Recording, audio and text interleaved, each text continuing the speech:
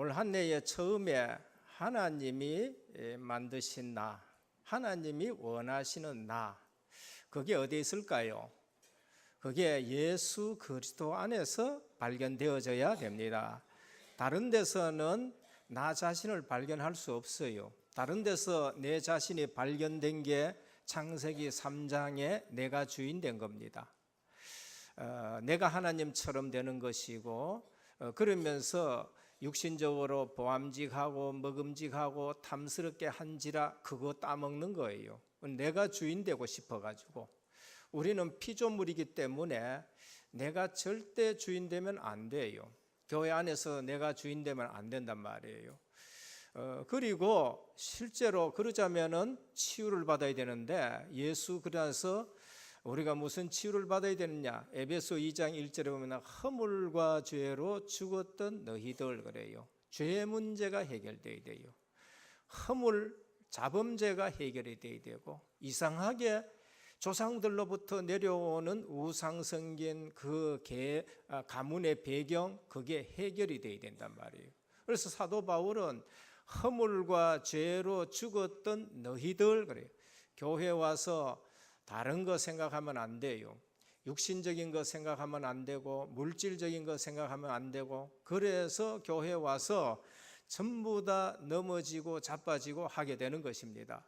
그래서 나 자신을 발견해야 되는데, 하나님이 원하시는 나 자신은 창세기 3장 이후에는 그리스도 안에서 치유된 나를 발견돼요. 뭐가 치유됐냐? 허물과 죄로 죽었던 내가 실제 그리스도 안에서 산 내 모습이 발견이 돼야 돼요. 그게 은혜 속에서 발견됩니다. 뭐가 치유되어야 됐냐? 너희가 이 세상 풍습을 쫓고, 에베소 2장입니다. 우리가 예수 그리스도 안에 있지 않으면은 세상 풍습을 쫓고 있는 거예요. 그래서 뭐 동서남북 맞춰야 되고요.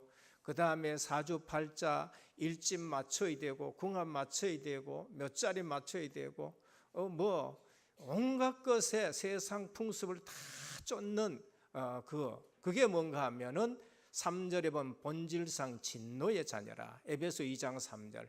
이게 치유되는 겁니다. 그래서 우리가 아침마다 예배 드리면서 신앙 고백이 하는 게 뭐예요? 예수님은 그리스도다.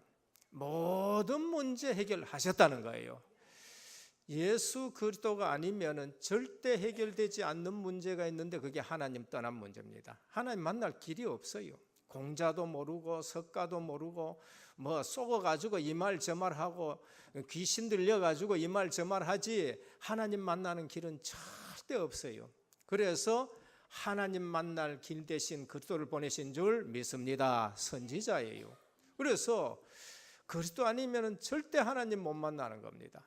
그리고 그리스도 아니면은 절대 죄 문제가 해결 안 돼요. 누구도 안 됩니다. 꾸정물과 아무리 시커봐도 그 꾸정물이에요. 바닷물 먹어봐야 목은 더 마르단 말이에요. 그래서 하나님의 법이 뭔가? 피 흘림이 없어, 사함이 없어요. 그래서 죄 없는 예수 그리스도의 피로 저와 여러분들의 죄를 깨끗이 해결하신 줄 믿으시길 바랍니다. 그게 갈보리 십자가예요. 그게 갈보리 십자가. 거기에서 주님이 뭘 하셨느냐? 다 이루었다 그랬어요. 구약의 이사야 53장에 그가 찔림은 허물을 인함이요 그가 상함은 우리의 죄악을 인함이라. 그가 징계를 받음으로 우리가 평화를 누리고 그가 채찍에 맞음으로 우리가 나음을 입었도다. 예언됐는 거, 그것을 이루어 놨었어요. 믿을 때에 깨끗하게 되는 줄 믿으시길 바랍니다. 죄 문제 해결이 안 됐다? 안 돼요. 교회 열심히 오는데 죄 문제 해결 안 됐다? 그게 가인의 삶입니다. 그러니까 응답이 없는 거예요. 그러니까 가인이 뭘 했냐면 아벨을 죽인 거예요. 속이 상하고 열나고 분하고 이래가지고 막 싸워서 죽여버린 거예요. 그러니까 하나님 뭐라 그러냐 하면은 니는 네 죄 문제를 해결하라. 죄가 네 문 앞에 엎드려 있느니라 그랬어요. 그래서 교회 왔다 사람 만나가 해결이 안 돼요. 교회 왔다 예수님을 만나야 돼요. 그러면은 그 예수님을 만났을 때에 내 죄 문제 해결했는데 딴 거 얘기할 수 있느냐? 그 은혜를 알면은 다른 거 얘기를 절대 못합니다. 누구도 얘기 못하고 아무도 얘기 못하고 이 은혜에 감격하는 신앙생활이 되는 거예요. 거기에 흑암이 무너진 줄 믿습니다. 그리고 사단 문제, 이거는 뭐 국회의원도 안 돼요. 심지어 대통령도 운명이다 하고 그냥 죽는 거예요. 운명에 빠져가지고 죽게 되는 거다. 어쩔 수가 없는 거예요. 세상 지식 가지고 그걸 알 수 있냐? 알 수 없어요. 그래서 하나님이 우리에게 계시의 말씀을 주셨는데 그게 성경이고, 이 계시의 말씀의 중심이 뭔가? 그리스도를 보내겠다는 것입니다. 그래서 내 힘으로 안 돼요. 우리 힘으로 안 돼서 믿음이라는 방법을 주셨고 은혜로 그걸 해결해 주셨는데, 에베소 2장 8절입니다. 너희가 그 은혜를 인하여 믿음으로 말미암아 구원을 받았나니 이것이 너희에게서 난 것이 아니요 하나님의 은혜라 그런 거예요. 그러니까 구원을 우리가 알면은 입을 뗄 수가 없어요. 딴 입을 절대 뗄 수 없습니다. 딴 입 뗄 때는 내가 속아서 자꾸 딴 입 떼는 거예요. 구원의 은혜를 제대로 알았다, 구원의 은혜를 내가 제대로 체험했다, 그 은혜라는 말 앞에 내가 다 녹아져야 되는 거예요. 녹아져야지 이게 뭐 덩어리가 있다든지 엉어리가 있든지 있을 수가 없는 거예요. 완전 녹아지는 거예요. 그래서 구원의 은혜를 알면은 그저로 충분하다 이렇게 되는 겁니다. 사도 바울이 그 많은 것을 배웠지만은 그리스도가 충분하지 그것으로 내가 충분하지 않다. 오히려 그것은 내가 복음 깨닫는데 방해가 되었다라고 그렇게 말해요. 방해가 되었다는 거예요. 그래서 그리스도 이름이 가장 고상한 이름이다. 그리스도 이름은 완전한 이름이라는 거예요. 그리고 뭐냐? 그리스도가 모든 것이다는 거예요. 은혜 받은 사람들의 고백마다 다 그래요. 그러면은 내가 지금 다른 거 나왔다, 내가 아직 은혜를 충분하게 누리지 못하는 거예요. 은혜 받아서 구원은 받았지만은 복음의 넓이와 깊이와 높이를 내가 지금 체험하지 못하고 있는 거예요. 다윗은 이 사실을 알고는 그 쫓기는 형편에 여호와는 나의 목자시니 내가 부족함이 없으리로다. 내가 사망의 음침한 꼴짜기로 다닐지라도 해를 두려워하지 않는 것은 주께서 나와 함께 하심이라 그런 거예요. 그러니까 어떤 상황 속에서도 내가 임마누엘 누리는 삶이 되어야 돼요. 그게 바로 요셉이었고 그게 다니엘이었어요. 심지어 포로로 붙들려 갔어요. 다니엘 아무 죄가 없어요. 다니엘 그 정도 신앙인 같으면 아무 죄가 없어요. 그런데 조상들 때문에 같이 그냥 휩쓸려 내려간 거예요. 그런데 가가지고 뭐 했어요? 하나님 앞에 선 거예요. 가가지고 뭐 했냐? 뜻을 세워버렸어요. 왜 우리가 이처럼 포로로 붙들려? 뜻을 딱 세웠는데 하나님이 다니엘을 통해 가지고 바벨론에 예수 그리스도가 증거되게 하고, 다니엘을 통해 가지고 살아계신 하나님이 바벨론에 증거돼요. 우리가 복음을 깨닫고 말씀을 붙들면은요, 성경이 바로 보여집니다. 성경이 바로 안 보여지면은 왜 내가 여기 바벨론에 붙들려 왔느냐? 내가 왜 여기 애굽에 왔느냐? 내가 왜 은혜교회에 왔느냐? 그러면서 노예를 탈출하려고 생각하고 바벨론에서 탈출하려고 생각하고 그런 거죠. 그러나 복음 제대로 알면은요, 거기에서 내가 그 환경을 변화시켜야 되는 것이고, 내가 거기에서 하나님 살아계신 것을 증거해 보여야 되는 것이 바로 그거예요. 오늘 또 교회가 회복해야 될 본질인데요, 교회 오니까 뭐 이런 사람 있고 저런 사람 있다, 맞는 말이에요. 특히 은혜교회 오니까 더 이상한 사람들이 많더라, 맞는 말이에요. 그러나 초대교회를 보고 우리 주님의 목회 현장을 보면요, 전부 이상한 사람들이에요. 주님의 현장에는 바리새인 집에 못 가는, 바리새인 교회에 못 가는 사람들이 온 것이 전부 여기 와. 왜? 복음이 있으니까 여기 온 거예요. 복음이 있으니까 주님 앞에 왔는 거예요. 심지어 어떤 사람들이 있냐? 지붕 뜯어가지고 환자 내리는 사람, 희한한 사람까지 다 온 거예요. 그러니까 왜 와요? 세리가 쫓아오고요, 별의별 사람이 다 온 거예요. 왜? 거기에 복음이 있으니까 온 거예요. 그러니까 바리새인 눈으로 보면은 이상한 사람들이 뭐 있다. 맞아요. 맞아요. 근데 누가 쏟고 있느냐? 그 사람이 지금 쏟고 있는 것이지요. 그래서 오늘 또 우리가 복음을 들었다 인생의 답이 나시기를 축원합니다. 복음 들으면은요, 돈이 생기는 게 아니고 돈도 생깁니다. 돈도 생기고 집도 생기고 차도 생기고 다 생겨요. 그러나 그거는 부차적인 것이고 그거 이전에 뭔가 내 인생의 답이 나야 되는 거예요. 오늘 또 신문 보니까요, 예수 믿으면은 반드시 부자 된다라는 책이 떠 있더라고요. 근데 그거 읽어보고 사람들이 막 이렇게 평가했는데 부자 되기 위해서 읽어봤다고 했는데 정말로 감동적이라 그러고, 나는 이 책을 비평하기 위해서 읽어봤는데 감동적이다 그러고 그렇게 이제 적어놨어요. 저는 그거 맞다고 생각합니다. 왜 그런가 하면은 예수 그리스도 닮나면은 반드시 하나님이 증거를 주십니다. 부자 됩니다. 안 될 수도 있어요. 복음 깨닫게 하기 위해서는 안 되게 할 수도 있고요. 진짜 복음 깨달았다 그 사람에게 줘가지고 세계 복음할 수도 있어요. 그게 사도행전과 로마서에 나오네요.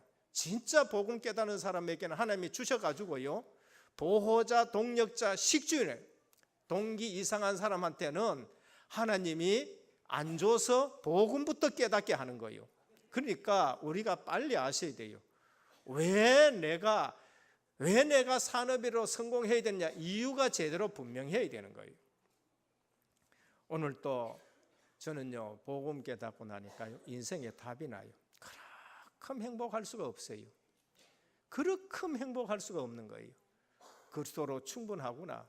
그래, 나는 박사학위가 안 되면은 난 목회하는데 인기 없을 것이고 내가 실력도 없을 거고 그래 생각했는데 그게 아니에요.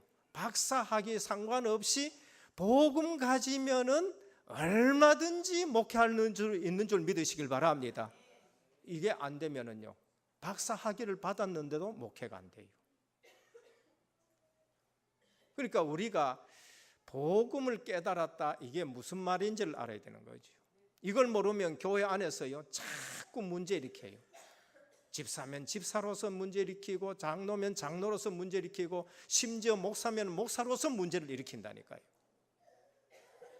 그 다음에 저는요, 복음 깨닫고 나서 말씀드리니까 내 인생의 방향이 뭐냐? 불신자가 성공하는 방향을 놔놓고 내가 불신자보다 더 성공해야 되겠다 했는데 그게 아니구나. 내가 요만큼 믿든지 이만큼 믿든지, 내가 요만큼 말든지 이만큼 말든지, 나는 하나님 앞에서 전도, 선교, 세계 복음화가 내 인생의 방향이고 내 인생의 목표다. 그게 나와요. 그리고 내 삶의 내용이 뭐야 되느냐? 내 삶의 내용은 임마누엘이라는 거예요.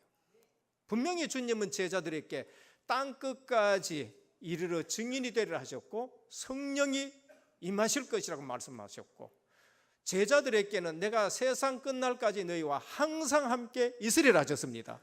그러면 우리가 내 삶의 내용이 뭐예요? 저분 예수 믿었더니만은 공부 잘했다, 그럴 수도 있어요.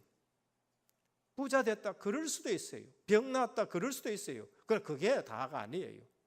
저분 보니까요, 하나님이 진짜 함께 하시네. 저분 보니까 인본을 안 쓰네. 저분은 있고 없고가 상관없이 정말로 하나님만 의지하고 살아가네. 그게 증인인 줄 믿습니다. 그게 삶의 내용이어야 돼요. 근데 이게 동기가 있으면요, 자꾸 걸립니다. 여기 걸리고 저기 걸리고, 사역하러 가도 걸리고요, 그 다음에 뭘 해도 걸리고, 시간 지나가면 그게 다 드러난다니까요. 동기 있는 게 다 드러난다니까. 처음에는 쏟겠지요. 그러나 저는요, 메시지 들으면서 어느 날, 그래, 내 체질이 율법주의 체질이었구나. 왜 안 되느냐? 축이 복음의 축이 아니고 율법의 축이가 있고, 체질이 그렇고 동기가 깊숙하게 있으니까 그게 점들 걸린단 말이에요. 신앙생활에 왜 걸리느냐? 동기가 있으니까 여기에 걸리고 저기에 걸리고, 온데 다 시간 지나가면 그 동기가 드러나면서 다 걸리는 거예요. 그래서 주시는 말씀이 뭔가? 오직 이래야 된다는 거예요. 오직 그리스도, 오직 하나님 나라, 오직 성령 충만으로 완전 결론 내시기를 주님의 축원드립니다. 그게 교회가 회복해야 될 본질이에요. 그게 안 되니까 커도 문제고 적으면 적은 대로 문제예요. 오늘 사도행전 6장 1절에서 7절입니다.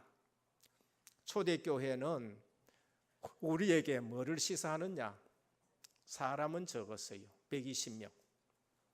500명이 주님 성천한 거 봤는데 그것도 500명 다 안 모네. 120명 모였어요. 근데 그들이 그리스도 하나님 나라 성령 충만이라는 이 언약을 잡고 두려워서 모였든지 피해서 모였든지 언약을 잡고 모였든지는 모르지만은 어쨌든 예루살렘 그 성전에 안 가고 마가다락방 언약의 모임에 들어온 거예요. 근데 주님이 약속하신 대로 성령이 임하신 것입니다. 그래서 초대교회가 시작이 되어지고 성령이 오셔서 교회가 시작이 되어지는 거예요. 근데 보통 어려운 것이 아니지요. 그러면 예수 믿으면 어렵다 이 말씀입니까? 우리가 육신적으로 보면은요, 예수 믿으면 어렵고 힘들고 그거는요 아직 영 안에 안 들려. 제가 그래요. 그것이 뭔가 천국에 대한 하나님의 축복이 뭔지를 모르고 그리스도로 답이 안 나서 그런 거예요. 그리스도로 답 났다 어떤 문제도 상관이 없는 것이에요. 초대교회는 은혜 받아버렸어요. 초대교회는 말씀 성취를 받고 초대교회는 부활하신 주님이 보내신 하나님, 성령 하나님이 내 속에 들어와 버리니까 하나님의 능력이 이제는 내 능력이 되니까 뭐 어떤 것도 그게 문제가 되지 않는 거예요. 그래서 성도가 은혜 받아 보면 아무것도 문제가 안 되는 줄 믿으시길 바랍니다. 근데 성도가 은혜 안 받았다, 모든 건 문제가 돼요. 모든 게 문제됩니다. 이 사람도 문제되고 저 사람도 문제되고요. 그래서 오늘 이 연약한 교회가 연약하다 해가지고 하나님이 일을 못했느냐? 이 연약한 교회가 문제가 있었는데 그 문제 때문에 하나님이 일을 못했느냐? 그게 아니란 거예요. 아무리 연약해도 말씀과 기도에 전무하면 완전 해결됐다, 그걸 말씀하는 거예요. 그래서 초대교회가 얼마나 가난했느냐? 구제품 가지고 싸울 정도로 가난했다. 구제품을 이제 누가 나눠줬냐? 사도들이 나눠. 사도들이 어디 사람이에요? 유대 본토 사람들이에요. 그래 나눠주다 보니까 전부 히브리 과부한테만 줘버렸어. 그러다 보니까 헬라파 과부들이 불만이 생긴 거예요. 왜 우리는 안 주느냐? 이래 된 겁니다. 그래서 사도들이 가만히 생각하니까 일하다가 내가 말씀과 기도를 우리가 놓쳤구나. 그래서 사도들이 그래, 그럼 이런 일은 이제는 중직자 세워가지고 중직자들이 하도록 하자 하고 중직자를 세웠어요. 그 중직자가 누구냐 하면은 스데반이고 빌립이고 이름 보니까 전부 거의 디아스포라 출신의 중직자 같아요. 그래서 그들이 세워놨는데 어떻냐? 성령 충만하고 지혜 충만하고 믿음 충만하고 칭찬받는 중직자를 사가지고 교회 일을 하고, 사도들은 뭘 했냐면 말씀과 기도에 전무했어요. 그랬더니만은 말씀이 왕성했다는 겁니다. 오늘 교회의 본질은 뭔가? 하나님의 말씀이 왕성해야 될 줄 믿으시길 바랍니다. 교회는 번듯해야 된다? 해야 되겠지요. 그러나 그것보다 더 중요한 게 하나님의 말씀이 왕성해야 돼요. 교회는 뭐였냐? 그 말씀 붙들고 기도해야 돼요. 그게 사도행전 1장이고 2장이고 그거 놓쳤다가 6장에 돼가지고 다시 그걸 회복하니까 제사장 무리도 돌아왔다는 거예요. 오늘 우리가 예수는 그리스도라고 성경 가지고 바울처럼 아볼로처럼 베드로처럼 하면은 모든 목회자가 돌아올 줄 믿습니다. 모든 교단도 돌아올 줄 믿습니다. 어디에 돌아왔어요? 120명한테 돌아온 거예요. 숫자가 문제가 아니란 거예요. 그래서 오늘 본질로 치면 교회는 큰 문제가 온다는 거예요. 그래서 오늘 또 우리가 강단을 놓고 기도하시고 주의 종을 놓고 기도하시고 사역하는데 우리가 사역 바로 할 수 있도록 기도하시고 이 한 시대에 종교개혁 500주년 되는데 정말로 복음으로 내가 답을 내고 이 한 시대에 하나님의 선명, 소명, 사명을 잡는 성도님 되시기를 축원합니다. 첫 번째입니다. 그러면은 초대교회를 보면서 우리가 실망해야 되느냐? 아니요. 구제품 가지고 싸우고 희한한 것 가지고 싸우고 하는 이들인데 하나님은 어떻게 하셨느냐? 말씀과 기도를 회복시킨 거예요. 그러면 우리가 알아야 될 게 첫 번째, 교회와 성도가 절대 속으면 안 되는 문제가 뭔가? 우리의 연약한 것들의 중요성입니다. 이 교회는 말이지 이 수준이밖에 안 되느냐고, 이 교회는 뭐 전부 또 뭐 이상한 아들만 나오고 이거 뭐 이런 게 아니고 우리의 연약한 것들 거기에 속으면 안 돼요. 우리의 연약한 것들이 오히려 중요하다는 것을 믿으시길 바랍니다. 사도 바울이 연약한 거 있었잖아요. 그게 뭐예요? 자기 몸에 가시가 있는 거예요. 자기 몸에 가시가 있었다니까. 그런데 하나님은 그걸 가지고 뭐래? 네 연약한데 내 능력이 머물고자 함이라 하셨어요. 어떠면은 내가 건강하면은 글쎄요, 저도 건강한 편인데, 건강한 편인데 건강한 것 가지고 자꾸 돌아다니면 되겠습니까? 차라리 건강하지 않는 사람이 그 건강 붙들고 와서 기도하고 하나님의 능력 체험하는 게 더 연약한 것이 중요하게 될 줄 믿습니다. 그걸 말하는 거예요. 초대교회는 매우 연약해 보였으나 약한 것이 아니었어요. 초대교회가 그 연약 때문에 실패했으면 우리도 걱정하고 염려하고 해야 돼요. 그러나 그게 아니고 또 이 말은 사단은 지금도 똑같이 우리 연약함을 건드려요. 그래서 늘 뭐 해야 되냐? 하나님의 능력이 내게 머물러야 되고 그리스도로 내가 답을 내야 되는 겁니다. 연약한 줄 알고 오는 외부 시험이 있다니까요. 사람들은요 연약한 거 자꾸 건드리려고 그래요. 악한 사단 마귀는 연약한 부분을 자꾸 건드립니다.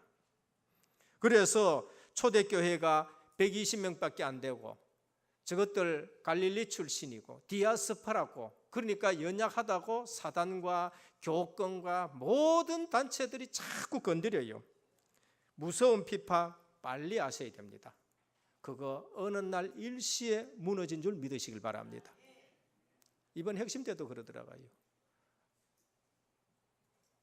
없어질 현장 보고 두려워하지 마라. 없어질 현장 보고 두려워하지 마라. 새로 있는 현장 보고 우리는 힘을 얻어라. 하늘과 땅과 모든 권세 가지신 주님이 가라한 그 새 현장 보고 힘을 얻으라는 거예요. 오늘 오직 복음하면 항상요 이상한 사람들이요 핍박하고 이렇게 하거든요. 그게 초대교회였어요. 그게 유대교, 그게 헬라 철학이고 그게 로마 조직이에요. 그런데 하나님은 어느 날 70년, 주후 70년에 유대인들을 그냥 완전 없애버린 거예요. 100몇 년에는 완전 세계로 흩어버린 일 되는 거예요. 오늘 외부로 오는 핍박과 외부로 오는 여러 가지 박해 어느 날 없어질 현장인 줄 믿으시길 바랍니다. 그리고 뭐에 속지 말아요? 사단에게 이용당하는 내부 시험, 물질의 연약함. 우리가 없다고 해가지고 없는 게 아니에요. 초대교회는 없는 것이 아니라 하나님이 그때마다 축복받은 중직자를 통해 가지고 완전하게 공급을 하십니다. 교회는 늘 없는 것 같아요. 근데 교회는 하나도 모자람이 없는 줄 믿으시길 바랍니다. 골로새 2장 3절에 그 안에는 지혜와 지식과 모든 보화가 다 감추어져 있느니라 그러셨어요. 저는 그걸 체험했었어요. 저는 우리 교회 보면서 그걸 체험했어요. 저는 우리 성도들 보면서 그걸 체험했다니까요. 이번에도 안류가 왔는데요 그러시더라고요. 밥 먹는데 누가 이래 옆에 와가지고 어딥니까? 은혜교회입니다. 거기에 누구누구 잘 계십니까? 그러더라. 그래 잘 있다고 신앙생활 잘하고 있고 애들도 참 언약으로 키워야 돼.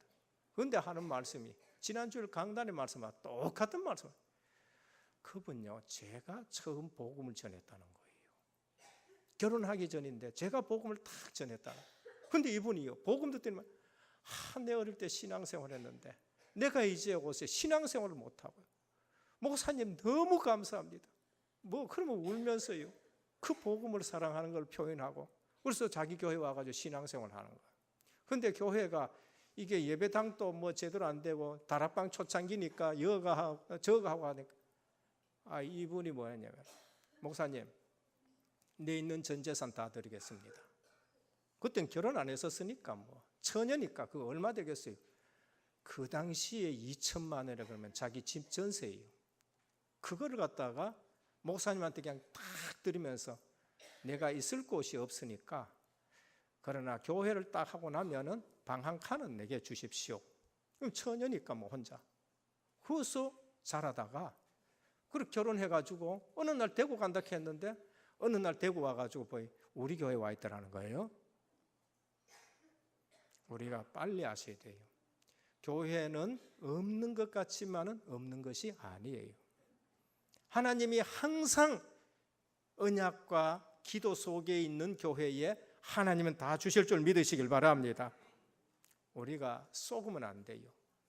내가 물질이 없다 속으면 안 돼요. 내가 엄청나게 쌓아놓고 제가 신학하러 온 거 아니에요.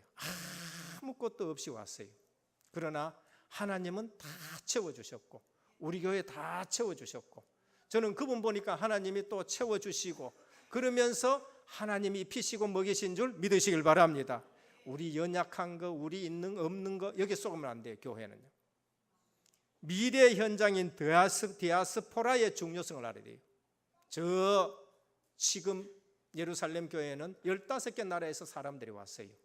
지금으로 말하면 중국 교포가 여기 있고, 저기 대만 사람들이 여기 있고, 아니면 필리핀 사람들이 여기 와 있고, 전 세계에 흩어져 있던 사람들이 지금 와 있는 거와 똑같은 거예요. 그럼 자칫 잘못하면 그들을 무시하기 쉽지요. 디아스포라의 중요성, 약한 자의 중요성. 근데 사도행전을 보면 그들을 통해 가지고 전 세계에 복음이 증거되기 시작한 거예요. 우리가 약한 자를 잘 봐야 되고요, 없는 자를 잘 봐야 되고요, 흩어진 자를 잘 봐야 되는 거예요. 그래서 본질을 놓치면은 우리가 교회가 굉장히 문제가 온다라는 걸 말합니다. 그래서 연약할수록 우리가 회복할 게 뭐냐? 연약할수록 말씀을 붙들고 기도 속으로 들어가시기를 축원합니다. 그거 이외에는 없어요. 그거 위에는. 근데 말씀 붙들어 봐요. 어느 날 그 말씀이 내게 성취가 되어지고, 어느 날 그 말씀이 나를 살리게 되어지고, 어느 날 그 말씀이 실제적으로 응답이 오는 줄 믿으시길 바랍니다. 기도 안 한다, 그게 교만한 사람. 기도 안 하는 사람은 내게 하나님 필요 없고 하나님 능력하고 난 상관없어, 나는 할 수 있어라는 사람이에요.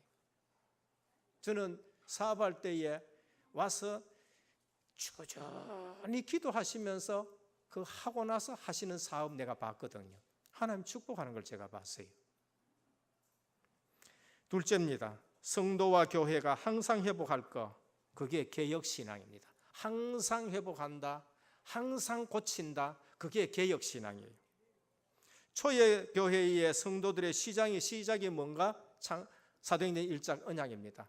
예수는 그리스도 40일 동안 하나님 나라를 주님이 말씀하셨고 약속해 준 게 성령 충만이에요. 그게 언약이에요. 언제까지 증인되어야 되냐? 내가 다시 올 때까지 너희는 증인이 되라는 거예요. 그게 1장의 언약이라니까요. 그런데 그 언약 잡았는데 2장에 응답이 왔어요. 3장부터는 전부 현장의 응답이에요. 전부 현장의 응답. 그래서 내부터 언약 잡고 성령 충만한 응답받기를 축원합니다. 그게 가장 먼저예요. 현장의 응답은 그 다음이에요. 그거 안 될 적에는 주님은 제자들에게 뭐라 하냐? 너 나가서 그리스도 얘기하지 마. 내가 그리스도인 걸 절대 얘기하지 말라고 그래요. 그래서 내부터 은혜 받기를 주님의 축원드립니다. 내가 은혜 받아야 돼요. 다락방 기초 5가지 뭐예요? 임마누엘, 내가 지금 복음 누리고 있어야 된다는 거예요. 그럴 때에 하나님이 그 복음 때문에 만남을 주시는데 기가 찬 만남을 주는 거예요. 생각할 수도 없는 만남을 우리에게 주는 거예요.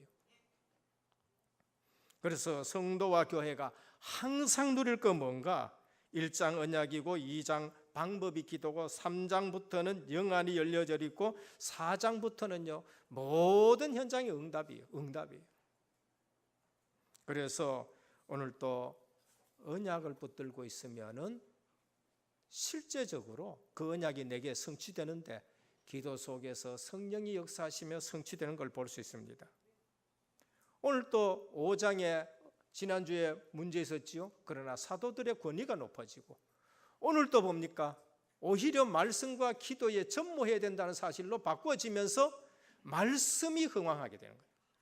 우리 은혜교회에 하나님의 말씀이 흥왕하기를 주님의 축원드립니다. 우리 은혜교회에 기도의 불이 붙기를 주님의 축원드립니다. 그때는 우리가 증인되는 거예요. 세 번째입니다. 그러면 가장 정상적인 성도의 모습이 성령 충만, 지혜 충만, 믿음 충만, 칭찬 듣는 자들입니다. 이거는 사도들만이 받아야 될 거 아니에요.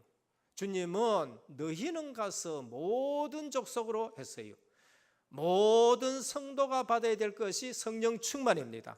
사도들도 받아야 되지만은요, 성도들도 받아야 되고 평신도도 받아야 되고 중직자도 받아야 되고 구원받은 사람은 성령 충만한 것이 정상인 것입니다. 성도가 받아야 될 은혜, 사도가 받았던 것 마찬가지. 성도가 받아야 될 은혜, 마가 다락방에 받았던 그 동일한 성령께서 동일하게 우리에게 역사하셔야 되는 거예요. 신앙생활에 성공하느냐 실패하느냐의 기준, 성령 충만이냐 아니냐예요. 성령 인도받느냐 아니냐예요. 신앙생활에 성공하는 거, 세상 지식 조금 더 많이 배웠다, 절대 성공 못해요. 신앙생활의 성공은 내가 성령 인도받느냐 안 받느냐의 차이예요. 내가 성령 충만하냐 충만하지 않느냐의 차이인 것입니다. 성령 충만하면은 하나님이 나와 함께 하시는 확신이 들어요. 성령 충만하면은요, 하나님의 말씀에 대한 확신이 온 줄 믿으시길 바랍니다. 내가 지금 하나님의 말씀에 확신이 없다, 내가 지금 성령 충만하지 않는 상태다, 내 영적 상태가 내가 지금 엉망이다라는 걸 아셔야 되는 거예요. 그래서 뭐 해야 되느냐? 눈 뜨면은 하나님의 말씀부터 묵상하고 기도하면서 하나님의 성령 충만을 내가 확인하는 그러한 하루가 시작되어야 될 줄 믿습니다. 그게 가장 중요하다니까요. 저는 이 사실을 이제는 안 놓쳐요. 전에는 눈 뜨면 걱정했어요. 내가 교회 걱정하고, 내가 저 중직자 걱정하고, 내가 우리 교회 경제 걱정하고. 근데 눈 뜨면은요, 이제는 하나님 말씀을 생각하고, 그 하나님 말씀이 내게 지금 확신이 오도록 실제적으로 그걸 누리셔야 되는 거예요. 성령 충만하면은 전혀 다른 것이, 몸이 떨려지고 병 낫고 그럴 수도 있지만 그거는 결과지. 그건 하나의 이렇게 나타나는 현상이지, 진짜 성령 충만한 것은 하나님이 나와 함께하는 확신입니다. 그리고 하나님의 말씀이 내가 믿어지는 거예요. 그러면서 기도하면은 주의 성령이 내게 역사하는 것을 체험하게 되는 거예요. 지혜 충만이 정상적인 제자들의 모습입니다. 지혜 충만이 뭔가? 우리는 늘 하나님 말씀 가지고 정리를 내려야 됩니다. 꿰쓰는 것을 지혜 충만이라고 안 해요. 시큰 밤새도록 꿰썼는데 죽을 꿰쓴 사람들이 있다니까. 꿰쓰고 계산되는 거, 그게 지혜가 아니에요. 지혜가 뭔가? 잠언 1장 7절, 잠언 9장 10절입니다. 여호와를 경외하는 것이 지식의 근본이거늘 미련한 자는 지혜와 훈계를 멸시하느라. 잠언 9장 10절입니다. 여호와를 경외하는 것이 지혜의 근본이다 그랬어요. 뭐가 지혜냐? 하나님 아는 것이 지혜예요. 그러면 하나님 아는 것에서 하나님이 뭘 원하시는가 생각하는 게 지혜예요. 복음에 뭐가 유익한가 판단하는 것이 그게 지혜란 말이에요. 결국 시간 지나가면은 복음을 위해서 내가 일했고 복음을 위해서 내가 살았고 복음을 위해서 결정한 것은 영원한 줄 믿으시길 바랍니다. 그거 아닌 거, 거기에 내가 돈 썼다, 그거는요 어디에서 썼는지도 표시 없이 다 물거품이에요. 내 시간을 딴 데 보냈다, 그 전부 물거품이라니까요. 그런데 하나님을 위해서 내가 생각하고 하나님을 위해서 결정하고 하나님을 위해서 내가 헌신하고 하나님을 위해서 내가 조금 드렸는데 그것이 어떻게 됐냐? 영원히 남게 되는 거예요. 그게 지혜예요. 그게 지혜라니까. 지혜의 근본이 뭔가? 하나님 아는 것이 지혜라고요. 그럼 거기서부터 모든 것을 생각할 때에 옆에서 보면 뭐라 그러지요? 저분 지혜 있구나, 저분 지혜로운 사람이구나, 그런 거예요. 정치인들 보십시오. 얼마나 꾀를 쓰고 얼마나 계산됐고 얼마나 수단을 동원했는데도 지나가 보면 하면은 바벨탑으로 전부 무너지는 거예요. 그래서 하나님 편에서 생각하고 하니까 하나님은 요셉에게 하나님이 함께 하시니 그가 형통하였더라, 그렇게 말씀하는 거예요. 오늘 또 십자가의 도가 멸망하는 자들에게 미련한 것이요, 멸망받기 때문에 십자가가 미련해 보여요. 그런데 구원을 받는 우리에게는 하나님의 능력이라 하셨습니다. 그래서 오늘 또 우리는 그 십자가를 바라보면서 내 죄 사함 받았던 것, 그 은혜에 감격해야 되고요, 그 십자가를 바라보면서 하나님이 나를 만나 주신 것, 그 은혜에 찬송해야 되고요, 그러면서 우리를 전도자로 삼아서 그리스도 이름으로 전 세계의 흑암을 꺾을 수 있는 능력의 사람으로 만든 줄 믿으시길 바랍니다. 그래 증인되라 그러잖아요. 증인들, 저분이 가가 있는 곳에 흑암이 꺾여지는구나, 저분이 가가 있는 곳에 전도가 열려지는구나, 저분이 가가 있는 곳에는 불신앙이 꺾여지는구나. 십자가의 도가 멸망하는 자들에게 미련해요. 그래서 불신자가 우리 볼 때는요, 예수 저희들 뭐 진짜로만 참 미련하네, 쓸데없이 가가지고 그뜻하면 교회 가고 울고 뭐 어떻고 뭐.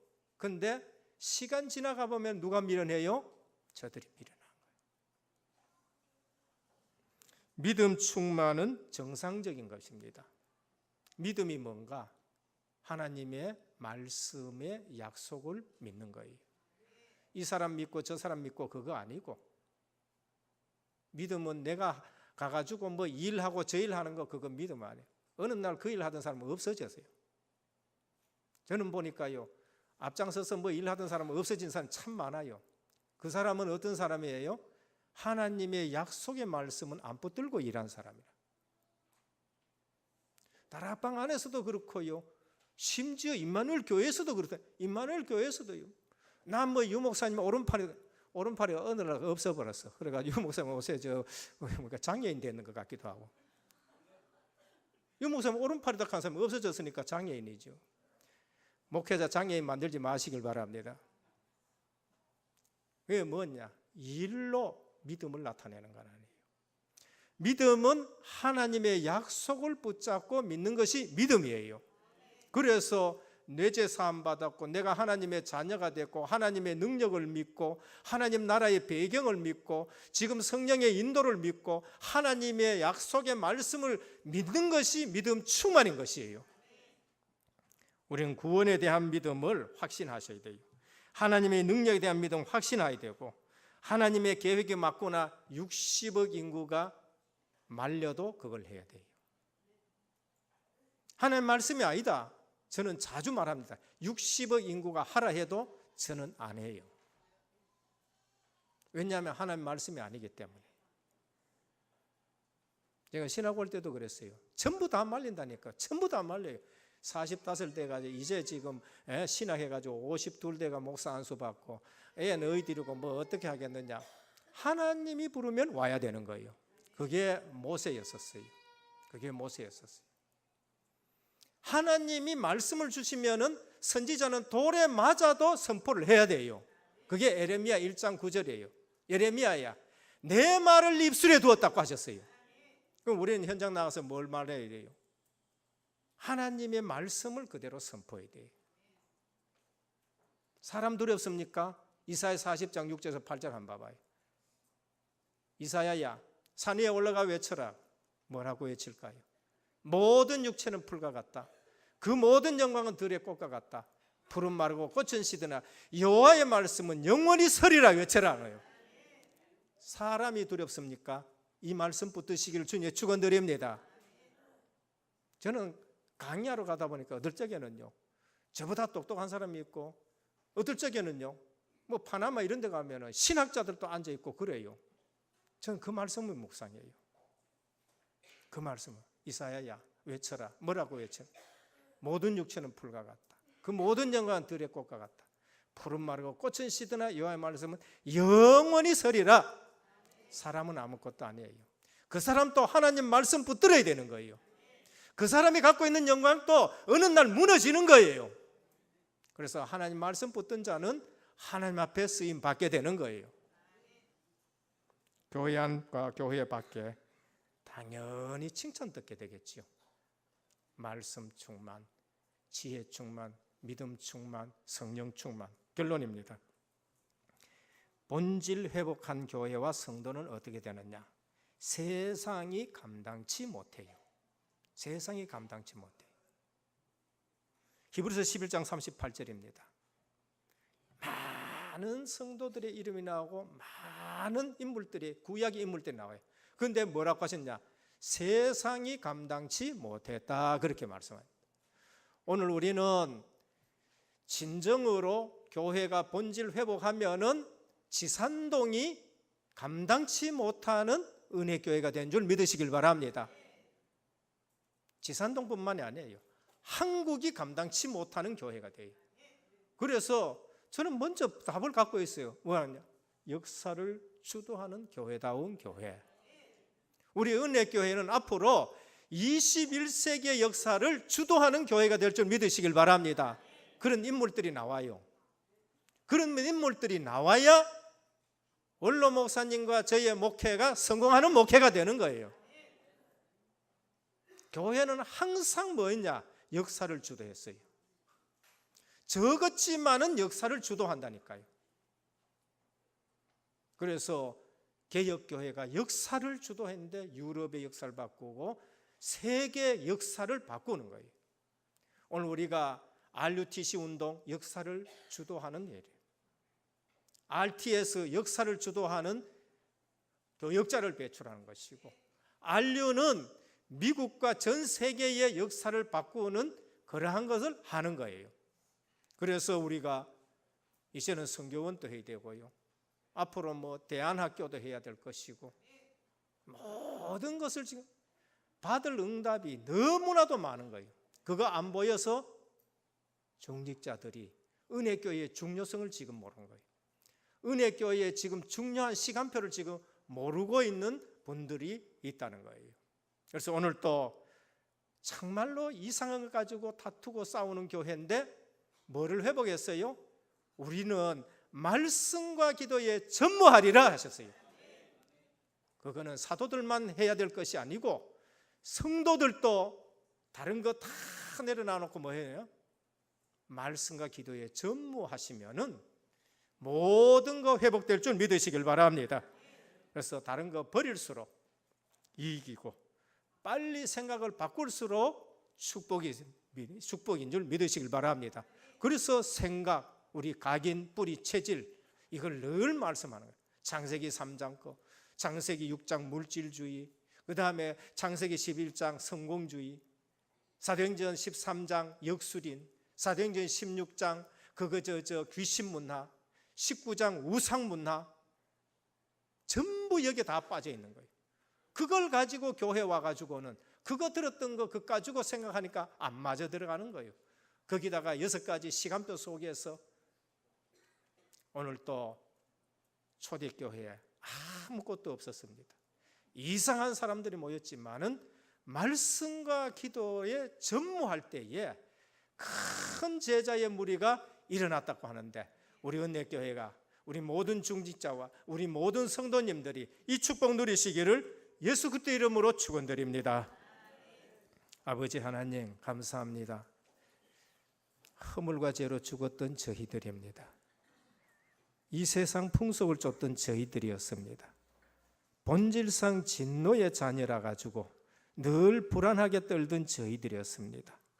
너희가 그 은혜를 인하여 믿음으로 말미암아 구원을 받았나니 이것이 너희에게서 난 것이 아니요 하나님의 선물이라. 행위에서 난 것이 아니니 이는 누구든지 자랑치 못하게 하려 하셨습니다.